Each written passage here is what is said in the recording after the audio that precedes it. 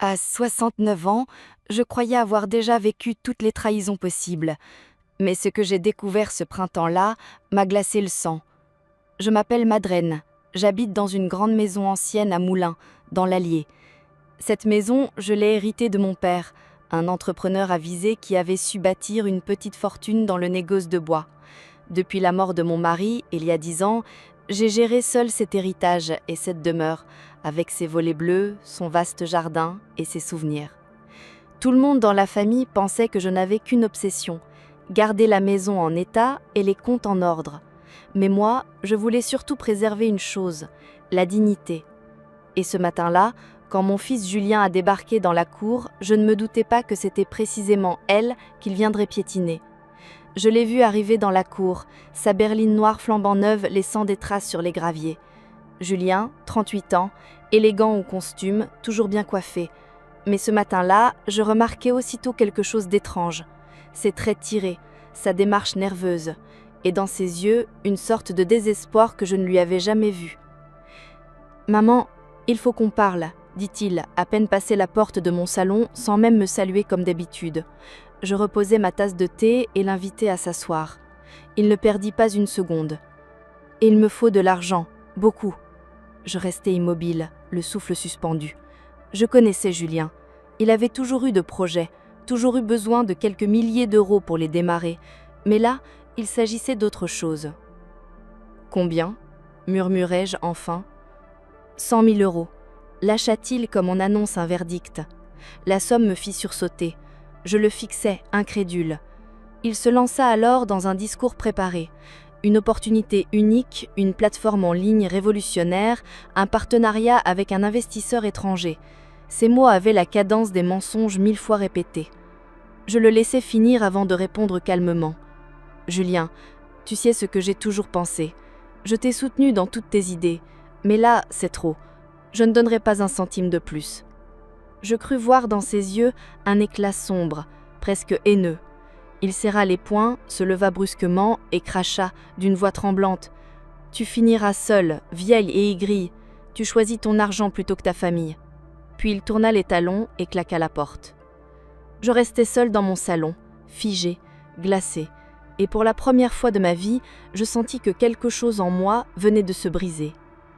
Et vous, qui m'écoutez, dites-moi, d'où venez-vous ? Vous aussi, avez-vous déjà eu à choisir entre la dignité et la famille, ou à découvrir qu'on vous en voulait pour ce que vous avez construit ? Racontez-moi votre histoire dans les commentaires. Je vous lis, je vous écoute. Car ce jour-là, j'ai compris que la menace ne venait pas de l'extérieur. Elle portait mon nom, mon sang, et qu'il me faudrait rester forte, parce que ce qui se préparait derrière mon dos était bien pire que tout ce que j'aurais pu imaginer. Ce soir-là, je n'ai pas dormi. Je suis restée assise dans le salon, à fixer les flammes de la cheminée qui se consumaient lentement, comme si elles seules pouvaient dissiper la brume épaisse qui m'étouffait. Les mots de Julien tournaient dans ma tête, encore et encore. Tu finiras seule. Jamais je n'aurais cru les entendre de la bouche de mon propre fils. Je repensais à lui enfant, à ce petit garçon blond, si curieux, qui me suivait partout dans la maison en me posant 1000 questions, à ses premiers pas dans le jardin, à ses genoux écorchés, à ses rêves. J'avais cru toute ma vie avoir été une mère juste, sévère parfois, oui, mais toujours juste. J'avais tout donné pour qu'il ait une éducation solide, pour qu'il ne manque de rien. Et pourtant, je revoyais aussi, avec une douleur nouvelle, ces moments où il avait commencé à changer. À la fin de son adolescence déjà, ses fréquentations m'inquiétaient, ses études bâclées, ses premiers emprunts jamais remboursés. Et moi, toujours là, toujours prête à l'aider, comme s'il m'était impossible de dire non. Jusqu'à ce matin-là. Le lendemain, je décidai de m'occuper les mains pour ne pas laisser mes pensées m'engloutir. Je sortis dans le jardin pour tailler les rosiers d'André, mon mari. La terre était encore humide de rosée et le ciel bleu pâle annonçait une belle journée. Je pris une inspiration. La maison méritait mieux que mes larmes. C'est en passant devant le bureau d'André que je sentis mon pas ralentir. Je n'y étais pas entrée depuis des années. Depuis sa mort, je m'étais contentée de fermer la porte et de laisser ce sanctuaire intact. Mais ce matin-là, quelque chose me poussa à tourner la poignée. La pièce sentait encore la cire et le papier. La lumière du printemps filtrait à travers les rideaux. Sur le vieux bureau en bois foncé trônait toujours son carnet de comptes. Je m'assis et l'ouvris. Les colonnes alignées, précises, racontaient toute une vie d'effort et d'épargne. André avait pris soin de tout, du moindre livret au plus petit placement. En parcourant les pages, je retrouvais cette fierté discrète qui l'avait toujours animée. On ne laisse jamais un héritage en désordre, Madeleine. Je me mis à feuilleter des papiers anciens, des relevés bancaires, des attestations. Et autour d'une enveloppe à moitié cachée sous un cahier, je tombais sur un document plus récent. C'était une procuration bancaire, signée de ma main. Je reconnus ma signature, mais pas la date. Elle remontait à quelques mois seulement. Je fronçais les sourcils. Jamais je n'aurais signé un tel papier sans m'en souvenir. Je me levai d'un bond, descendis au salon et fouillai dans le tiroir où je gardais mes dossiers courants. Je retrouvai la copie de cette même procuration, cette fois avec un tampon bancaire, en bas, sous ma signature maladroitement imitée, celle de Julien. Je sentis mon estomac se nouer. Il m'avait fait signer ce papier sous prétexte d'un conseil de son banquier lors d'une de ses visites rapides. Je me souvenais vaguement de ce jour où il m'avait tendu en stylo en disant « C'est juste pour mettre les comptes à jour, maman ». J'avais signé, comme toujours, sans lire. Je retournai au bureau et épluchai tous les relevés récents. Les chiffres me firent trembler. Depuis 3 mois, d'énormes sommes avaient été transférées vers un compte inconnu. À lui seul, il avait déjà vidé plus du tiers des économies accumulées par André et moi pendant 40 ans. Je refermai le carnet et m'assis, glacé. Je n'arrivais pas à y croire. Mon propre fils, Julien. Je relisais les chiffres encore et encore, espérant m'être trompée. Mais la vérité était là, sous mes yeux, indiscutable. Je passais la nuit suivante dans mon lit, incapable de fermer l'œil. Dans ma tête, des scènes de notre vie défilaient en boucle. Sa naissance, ses diplômes, ses promesses.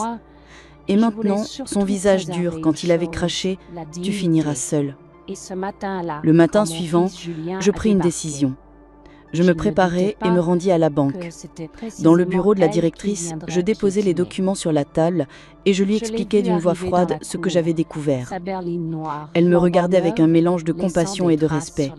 « Madame Delaunay, vous avez raison d'agir maintenant, mais il faut aller vite. » Elle m'a aidé à bloquer les comptes, à retirer la procuration et à changer toutes les signatures autorisées. Nous ouvrîmes même un nouveau compte dans une autre agence pour y transférer ce qu'il restait. Avant de partir, elle me glissa « Vous savez, vous n'êtes pas la première. Beaucoup de mères ne voient rien venir. » En sortant de la banque, je levai les yeux vers le ciel printanier.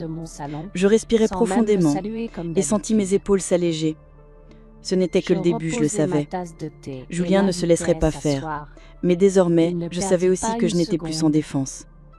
En rentrant à la maison, je me plantai devant le bureau d'André. Je posai ma main sur le bois poli et murmurai « Ne t'inquiète pas, mon amour, je vais protéger ce que tu as bâti. » Les jours suivants, je fis mine de rien. Je continuais à lui répondre au téléphone quand il appelait, toujours avec la même voix mielleuse, le même ton faussement attendri. « Alors, maman, tu as réfléchi? Tu veux toujours pas m'aider? Tu sais, je peux pas attendre éternellement. » Je lui répondais calmement, en choisissant mes mots. Je réfléchis encore, Julien. C'est une grande décision. Et lui, au bout du fil, je le sentais bouillir. Mais il se contenait. Il croyait encore que j'étais faible, confuse, que je finirais par céder. Chaque soir, je reprenais le carnet d'André pour y noter ce qu'il disait, les dates, les phrases exactes. Il y avait même des messages écrits qu'il m'avait envoyés et que je gardais précieusement pour preuve. « Je ne comprends pas pourquoi tu fais la difficile. Tu me dois bien ça. » Ou encore « Réfléchis bien, maman. Si tu m'aides pas, tu le regretteras. » Je restais droite. Je souriais devant ces menaces voilées. Il croyait me tenir. Un dimanche matin, il débarqua sans prévenir. Je l'entendis arriver dans la cour, claquer la portière de sa voiture trop chère pour ses revenus et marcher d'un pas nerveux sur les graviers. Je pris une profonde inspiration et allai lui ouvrir. Il entra dans la maison sans même me saluer, comme s'il en était déjà le propriétaire. Il alla droit au salon et s'installa dans le fauteuil d'André, ses coudes appuyés sur les genoux, son regard dur. « Maman, Ça peut pas continuer comme ça. T'as pas idée de la pression que j'ai en ce moment. Les investisseurs attendent, ils ont besoin de réponses. Et toi, tu bloques tout. Tu veux que je passe pour quoi ? Je ne répondis pas. Je me contentais de m'asseoir face à lui et de croiser mes mains sur mes genoux. Tu sais très bien, reprit-il, que tout ce que tu as, c'est grâce à papa. Et que de toute façon, ça me reviendra un jour. Alors pourquoi tu fais la maligne ? Pourquoi tu t'accroches ? Il cracha presque ces mots. Sa voix tremblait de rage contenue. Je suis ton fils, maman, ton seul fils. Tu crois que je vais continuer à te supplier longtemps ? Je sentis mes ongles s'enfoncer dans ma paume, mais je gardais la tête haute. Je l'ai laissé vider son sac, répéter ses accusations, ses menaces. Puis, quand il eut fini, je me levai. « Tu prendras un café ?» demandai-je, comme si de rien n'était. Il me regarda ahuri, puis éclata d'un rire sec et amer. « C'est ça, fais semblant.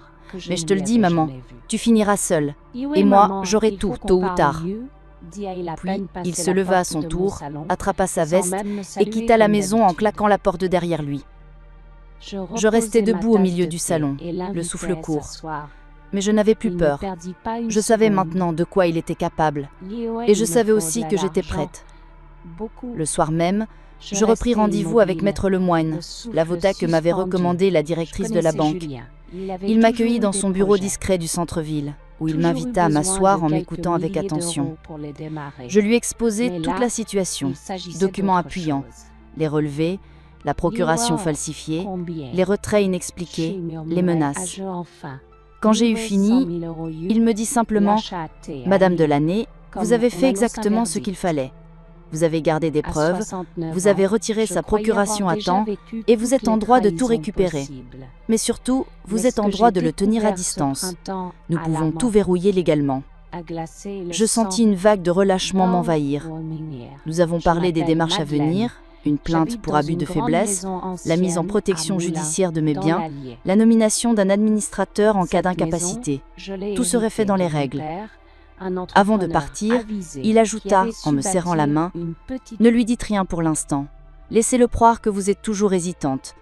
Plus vous êtes discrète, plus il sera pris court pour la décision tombera. » Je rentrai chez moi ce soir-là avec le pas plus ferme. Dans le silence de la maison, je posai le carnet d'André sur la table du salon et j'ai écrivi d'une main décidée. Demain, il comprendra. Demain, il verra qu'on ne trahit pas impunément sa propre mère. Le lendemain matin, je me suis levée plus tôt que d'habitude. Une fine pluie tombait sur les toits de moulin et je sentais dans l'air cette odeur de terre mouillée qui me rappelait les promenades avec André autrefois. Mais aujourd'hui, je n'avais pas le cœur à la nostalgie. Je pris mon sac, glissai dans la poche les documents préparés par Maître Lemoine et je me rendis à la banque. J'avais rendez-vous avec la directrice, celle qui avait su trouver les mots justes le jour où je m'étais effondrée devant elle. Elle me reçut dans son bureau, ferma la porte et me fit signe de m'asseoir. Puis elle alluma son écran et me montra la liste complète des mouvements sur mes comptes au cours des 6 derniers mois. Et là, ce fut comme un coup de poignard. Ce n'était pas seulement les 100 000 € dont Julien avait parlé. Il avait menti. Depuis qu'il avait obtenu la procuration, il avait vidé beaucoup plus, sans un mot, sans une hésitation, une somme vertigineuse qui représentait presque la moitié de ce que André et moi avions économisé toute notre vie. Je sentis mon souffle se couper. La directrice posa sa main sur la mienne et murmura doucement « Vous avez bien fait de venir tôt. On peut bloquer tout de suite ces accès et lancer les démarches pour récupérer ce qui peut l'être. Mais je préfère être honnête. Il a déjà transféré une partie sur des comptes qui ne sont pas ici. Il va falloir du temps et peut-être des procédures. » Je hochai la tête, incapable de trouver mes mots. Le trajet du retour me sembla interminable. Dans le bus, je revoyais encore la scène, la veille, quand il avait osé me dire en face « Tôt ou tard, j'aurai tout ». Il croyait que je ne verrais rien, que je n'oserais jamais me dresser contre lui. Dans la cuisine, une fois rentrée, je pris la bouilloire, fis chauffer de l'eau et me servis une tisane. Mes mains tremblaient un peu, mais dans ma poitrine, quelque chose grandissait, un feu, une force qui me disait que je ne pouvais plus reculer. Je passai l'après-midi à trier mes papiers. J'ouvris tous les tiroirs, rassemblais les contrats d'assurance, les actes notariés, les livrets. Dans la chambre d'André, je retrouvais même un petit coffre où il avait rangé des obligations anciennes, que j'avais presque oubliées. Je pris soin d'écrire une liste précise de tout ce que je possédais encore, puis je glissai le tout dans une grande enveloppe pour Maître Lemoine. Le soir venu, je préparai un repas simple et m'assis dans le salon. Le téléphone sonna. Je savais déjà qui c'était. Julien. « Alors, maman, tu as réfléchi ? Je te laisse encore une chance, mais ça ne durera pas éternellement. » Je pris une grande inspiration. « Oui, Julien, j'y réfléchis, dis-je d'une voix douce. » Un silence au bout du fil, puis son ton devint plus sec, plus impatient. « Fais pas la maligne, tu sais très bien que t'es seule, et tu le resteras si tu continues comme ça. » Je raccrochais sans rien ajouter. Puis je me levai, d'un geste calme, et j'allai jusqu'à la commode. Je pris le carnet d'André, celui où il notait jadis ses comptes et ses projets. Je pris mon stylo et écrivis à mon tour, lentement, avec des lettres fermes. Aujourd'hui, j'ai vu le fond de sa trahison, mais il ne m'aura pas. Pas tant que je tiendrai debout, pas tant que je resterai la femme que j'ai toujours été. Puis je refermai le carnet et le posai sur la table. Je me tus debout devant la fenêtre, regardant la pluie qui tombait toujours sur la cour. Et dans le silence de la maison, je sentis la colère céder la place à une conviction tranquille. Il pensait m'avoir piétiné, il pensait avoir déjà gagné. Mais il ne savait pas encore que le plus fort des deux, c'était moi. Le lendemain matin, le ciel était clair et lumineux, comme pour m'encourager à continuer. Je me réveillai tôt, pris mon petit déjeuner d'une main décidée et enfilai mon manteau gris. Dans ma poche, l'enveloppe soigneusement préparée la veille avec Maître Lemoine. J'avais rendez-vous avec le notaire qui avait toujours géré la succession d'André. C'est un homme discret, courtois, qui me connaissait depuis plus de 20 ans. Il m'attendait déjà dans son bureau, derrière son grand bureau en chêne verni. « Madame Delaunay, me dit-il avec un sourire bienveillant, j'ai pris connaissance de la situation et je suis heureux que vous ayez décidé d'agir maintenant. » Je hochai la tête sans un mot. Il me présenta un document que je pris le temps de lire attentivement. Il s'agissait de la modification de mon testament ainsi que d'une donation à effet différé. Tout était prévu pour que Julien ne puisse pas mettre la main sur un centime de plus que ce que la loi l'obligeait à recevoir. Le reste serait transmis directement à 2 associations locales ainsi qu'à une cousine éloignée avec qui j'étais restée en contact. J'ai signé avec une main ferme, puis il me tendit un autre document, la vente de la maison. Une promesse d'achat avait déjà été signée par un couple de retraités venus de Clermont-Ferrand qui rêvaient de s'installer à la campagne. Je resterai locataire à vie dans une aile de la maison, comme convenu avec eux. De cette façon, expliqua le notaire, la maison ne fera plus jamais partie de la succession. Vous en percevrez une rente confortable et Julien ne pourra rien y réclamer. Je souris légèrement en glissant ma signature au bas de la page. C'est exactement ce que je voulais. Il referma les dossiers et se leva pour me raccompagner à la porte. Avant de partir, il posa une main rassurante sur mon bras. Vous savez, Madame Delaunay, il faut beaucoup de courage pour tenir tête à sa propre famille, mais je vous assure que vous êtes dans votre droit. Je le remerciai d'un signe de tête et sortis dans la lumière dorée du matin. En rentrant chez moi, je sentis une étrange sérénité m'envahir. La maison, toujours si pleine de souvenirs, paraissait soudain plus légère. Je m'installai dans le salon, pris le carnet d'André et y notai en lettres droites « Aujourd'hui, j'ai tout verrouillé. Il ne pourra plus rien détruire. » Le dimanche suivant, Julien appela comme si de rien n'était. Je répondis d'une voix neutre. « Alors, maman, tu y as réfléchi ? C'est ta dernière chance. Après, ce sera trop tard. » Je me retins de sourire. « Oui, Julien, j'ai réfléchi, dis-je calmement, et j'ai pris ma décision. » Il resta silencieux quelques secondes au bout du fil, puis son ton devint sec. « Et tu verras, répondis-je simplement, puis je raccrochai. Le jeudi, il débarqua à l'improviste comme souvent. Je lui ouvris, et il entra sans un mot, les mâchoires serrées, les yeux injectés de colère. C'est quoi ces histoires? Tu bloques mes virements, tu fais changer les signatures, tu crois que tu peux me traiter comme un étranger? Je le laissais cracher sa haine sans répondre.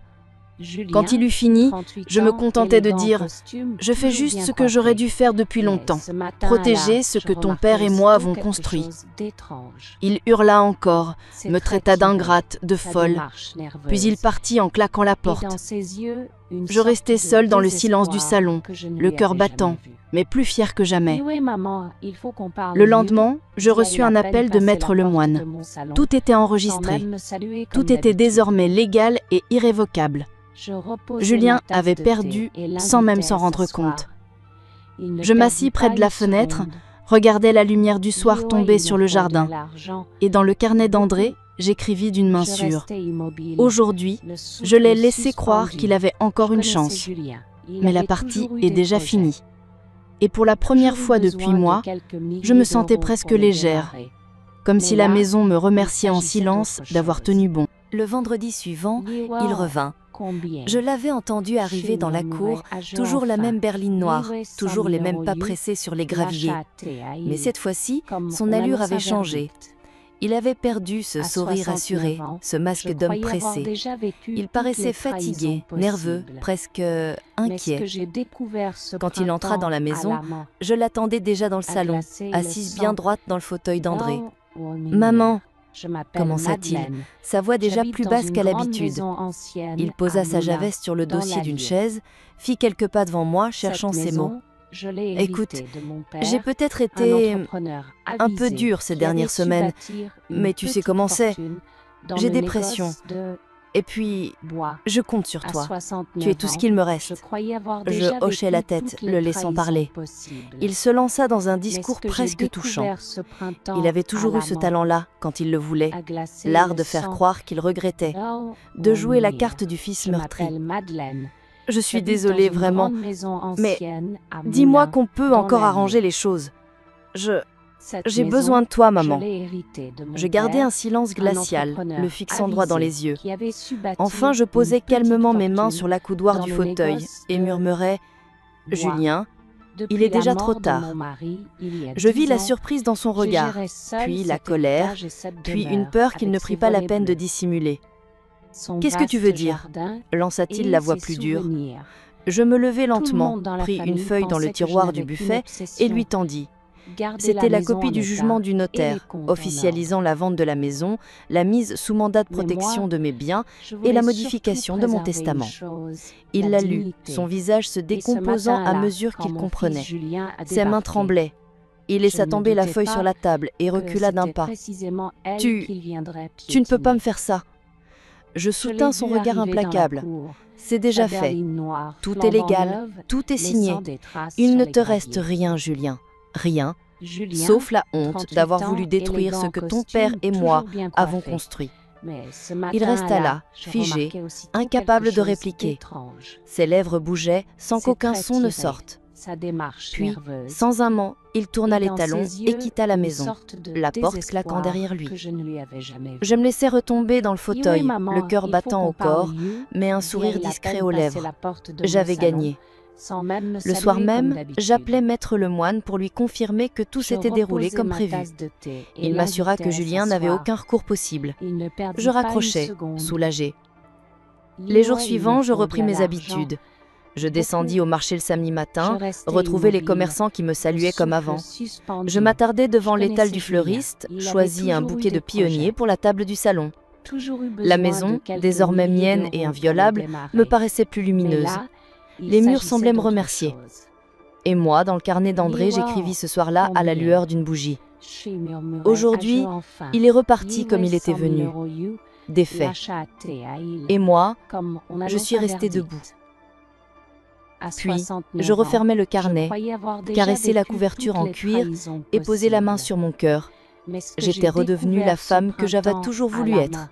Celle qui ne se laisse pas écraser, celle qui protège ce qu'elle aime, coûte que coûte. Les semaines qui suivirent furent étrangement calmes. Plus de pas pressés sur les graviers, plus de coups de téléphone remplis de menaces ou de mensonges. La maison respirait enfin, et moi avec elle. Julien ne donna plus signe de vie. Peut-être que la honte l'empêchait de me faire face, Peut-être qu'il ruminerait sa défaite pendant longtemps encore, mais peu importait. J'avais fermé la porte derrière lui, et cette fois, elle resterait close. Je passais mes journées à remettre un peu d'ordre dans les placards, à repiquer quelques rosiers dans le jardin. Le printemps revenait timidement sur l'Allier, et la lumière du matin avait retrouvé une douceur que j'avais cru perdue à jamais. Un samedi, en rentrant du marché, je pris le temps de m'asseoir sur le banc près du portail. Je regardais le vent jouer avec les branches du vieux tilleul, et je sentis, pour la première fois depuis des années, une paix profonde m'envahir. Oui, j'avais été humiliée. Oui, on avait piétiné ma confiance, mais jamais, jamais je ne m'étais laissé détruire. Je montai dans ma chambre, ouvris la commode et pris le carnet d'André, une dernière fois. Je relus mes mots écrits ces derniers mois. Je revoyais mes tremblements, mes doutes, mes élans de courage. Et ce soir-là, j'y inscrivis ma dernière phrase. Il pensait que j'étais faible, il pensait que j'avais peur, mais je suis toujours là, et je tiens encore debout. Je refermai le carnet, le rangeai à sa place et descendis dans la cour. La maison était silencieuse, mais ce silence-là n'avait plus rien à voir avec celui des nuits blanches passées à pleurer. C'était un silence apaisé, celui de la justice rendue. Je pris une grande inspiration, levai les yeux vers le ciel et murmurai pour moi-même « Merci André, tu vois, j'ai tenu. » Et je souris. Puis je pensais à toutes celles qui, comme moi, avaient trop longtemps baissé les yeux, à celles qui s'étaient laissées humilier pour éviter les conflits, à celles qui avaient cru qu'aimer signifiait tout accepter. Je voulais leur dire « Relevez-vous, reprenez votre place.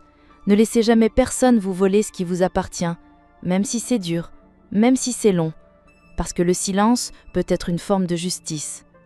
Aujourd'hui, à 69 ans, je peux le dire sans trembler. Je suis restée digne, et j'ai gagné. » Et dans la lumière du crépuscule, en caressant du bout des doigts une rose en fleurs, je me sentis enfin chez moi, dans ma maison, dans ma vie, dans ma paix.